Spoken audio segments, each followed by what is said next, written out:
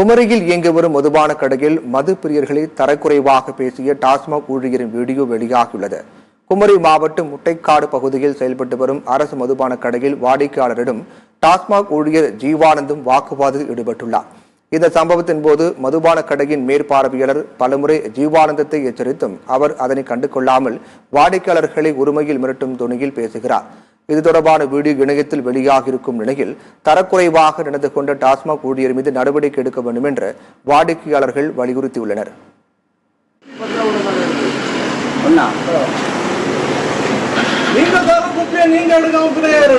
சரி சவுண்ட விடுங்க, நான் சொல்லியாச்சுல பின்ன என்னத்துக்கு இருந்து குழம்பிட்டு நடக்குது போங்க.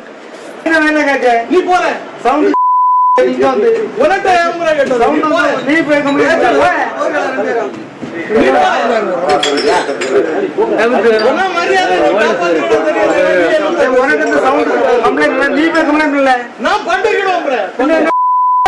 நீ போற